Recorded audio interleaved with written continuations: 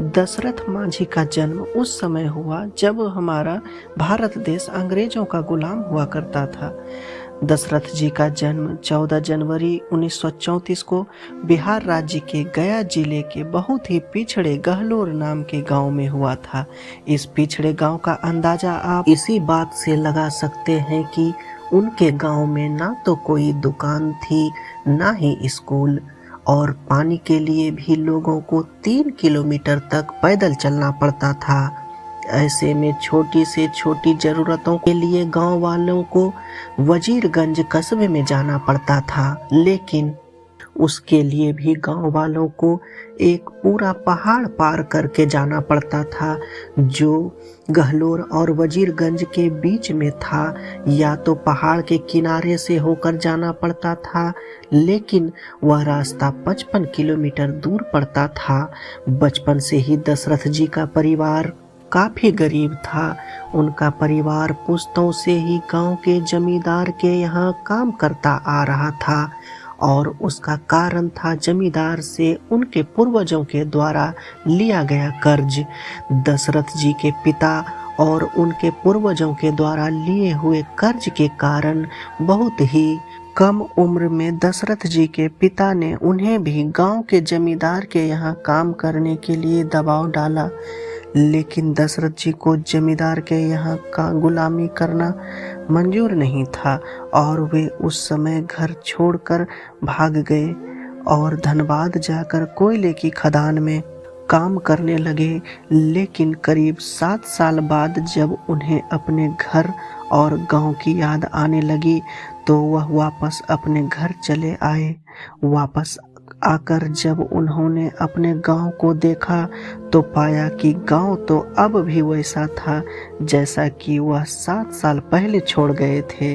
उनकी गैर मौजूदगी में उनकी मां का स्वर्गवास हो गया था और उनके पिताजी अकेले जीवन यापन कर रहे थे। तब उन्होंने निश्चय किया कि अब वह गांव में ही रहकर अपने पिताजी की सेवा करेंगे। धनबाद से लौटकर आने के बाद दशरथ जी को फाल्गुनी नाम की एक लड़की से प्यार हो गया और दोनों ही एक दूसरे से प्यार करने लगे और दोनों ही एक दूसरे से शादी करना चाहते थे, लेकिन फाल्गुनी देवी जी के घर वाले इस शादी के खिलाफ थे। इसलिए दशरथ जी ने फाल्गुनी देवी जी को भगाकर उनसे शादी कर ली। दशरथ जी फाल्गुनी को प्यार से फगुनिया कहकर पुकारते थे। शादी के बाद भी दशरथ जी की आर्थिक स्थिति अच्छी नहीं थी और वह गरीब ही थे, लेकिन उनका परिवार काफी खुश था। फाल्गुनी जिन्हें दशरथ जी प्यार से फगुनिया बुलाते थे वो तो उनकी जान थी, लेकिन उनकी खुशियों को किसी की नज़र लग गई। एक दिन अपने पति के लिए खाना ले जाते समय पहाड़ पर से फाल्गुनी जी का पैर फिसल गया और वह पहाड़ पर से नीचे गिर गई। उन्हें अस्पताल ले जाते समय उनकी मृत्यु हो गई। अगर उन्हें इस समय पर अस्पताल की सुविधा मिल जाती वह बच जाती, लेकिन उस पहाड़ के कारण संभव नहीं था। यह घटना से दशरथ जी का हृदय टूट गया और उन्हें ऐसा लगने लगा कि जैसे उनकी जिंदगी में अब कुछ भी नहीं रहा। फाल्गुनी जी के जाने से पहले उनके 2 बच्चे हो चुके थे।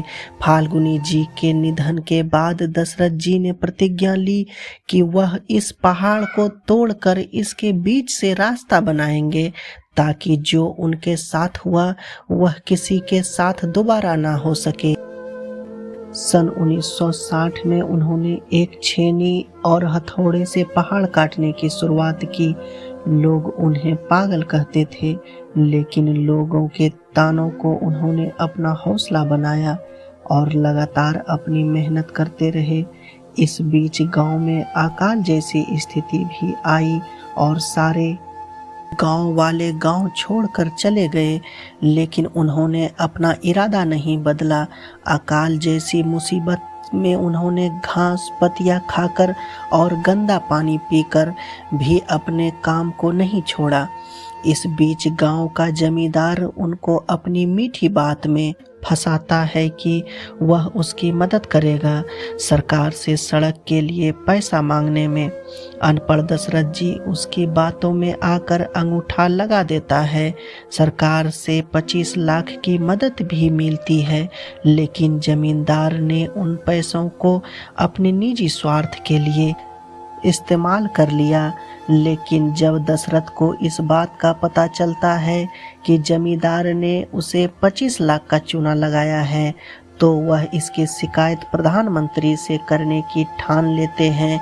उनके पास दिल्ली जाने के लिए टिकट के पैसे नहीं थे, लेकिन उनके हौसले ने उनका साथ नहीं छोड़ा। वो दिल्ली के लिए पैदल निकल पड़े, लेकिन दिल्ली में उनकी कोई सुनवाई नहीं हुई। आखिरकार वे थक हार कर वापस अपने गांव आते हैं और एक बार फिर से पूरे जोश के साथ पहाड़ तोड़ने के काम पर लग जाते हैं। आखिरकार 22 साल बाद सन 1982 में उनकी मेहनत रंग लाती है।